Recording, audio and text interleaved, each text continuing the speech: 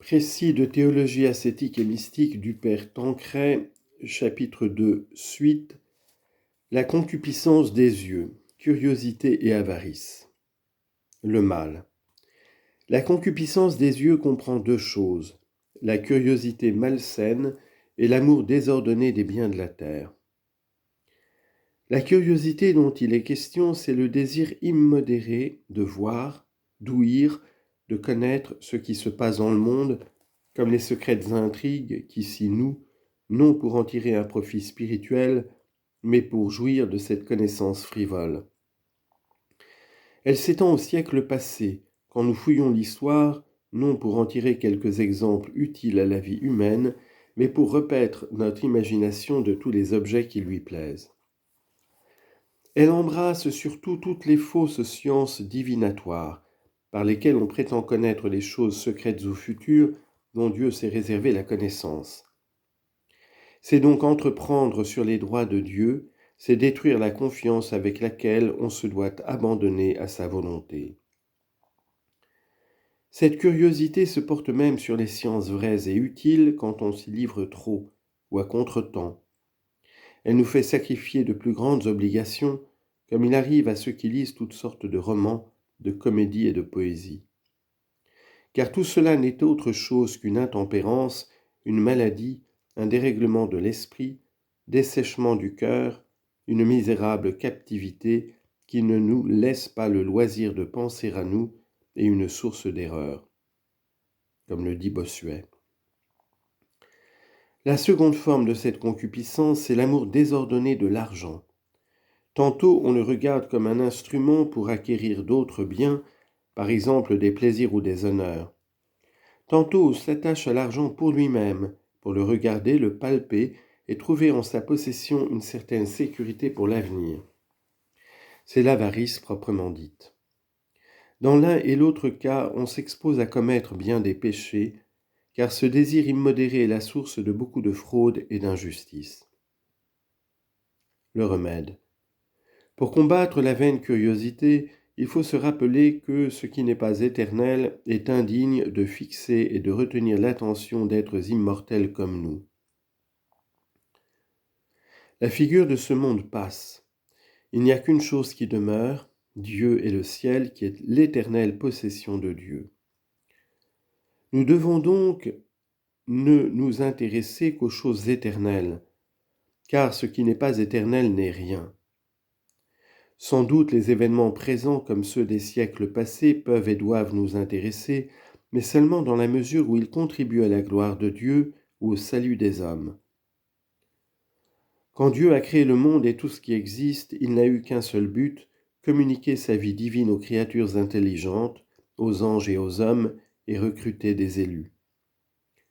Tout le reste est accessoire et ne doit être étudié que comme un moyen pour aller à Dieu ou au ciel.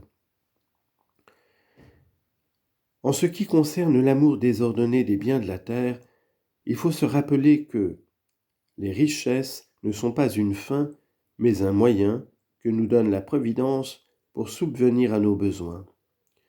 Que Dieu en demeure le souverain maître, que nous n'en sommes au fond que les administrateurs, et que nous aurons à rendre compte de leur usage. Luc chapitre 16, verset 2. Il est donc sage de donner une large part de son superflu aux aumônes et bonnes œuvres. C'est entrer dans les desseins de Dieu qui veut que les riches soient, pour ainsi dire, les économes des pauvres, c'est faire un placement sur la banque du ciel qui nous sera rendu au centuple quand nous entrerons dans l'éternité. Amassez-vous, dit Jésus, des trésors dans le ciel, où les vers ni la rouille ne rongent, et où les voleurs ne percent les murs, ni ne dérobent. Matthieu chapitre 6, verset 20. Et c'est le moyen de détacher nos cœurs des biens terrestres pour les élever jusqu'à Dieu. Car, ajoute notre Seigneur, là où est votre trésor, là aussi sera votre cœur. Matthieu chapitre 6, verset 21.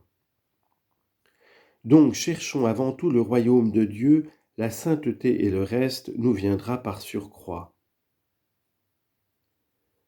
Pour devenir parfait, il faut faire plus encore pratiquer la pauvreté évangélique. Bienheureux en effet les pauvres en esprit. Matthieu chapitre 5 verset 3. Ce qui peut se faire de trois façons, selon les attraits et les possibilités de chacun. Vendre tous ses biens et les donner aux pauvres.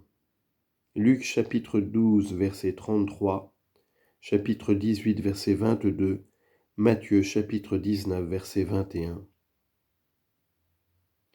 Vendez tout ce que vous possédez et donnez-le en aumône. Ensuite, tout mettre en commun, comme cela se pratique en certaines congrégations.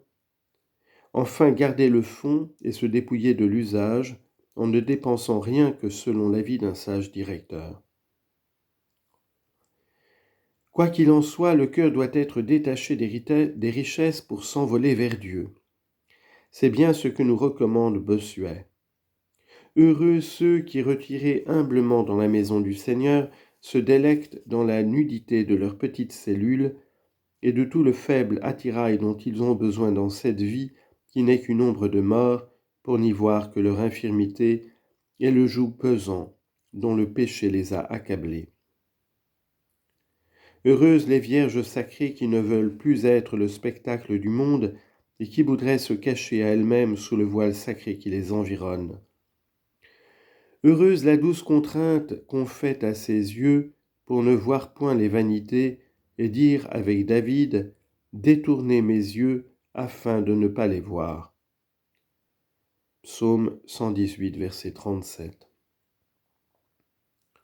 Heureux ceux qui, en demeurant selon leur état au milieu du monde, n'en sont point touchés, qui y passent sans s'y attacher. Qui disent avec Esther sous le diadème « Vous savez, Seigneur, combien je méprise ce signe d'orgueil et tout ce qui peut servir à la gloire des impies. Et que votre servante ne s'est jamais réjouie qu'en vous seul, ô Dieu d'Israël. » Esther, chapitre 14, versets 15 à 18.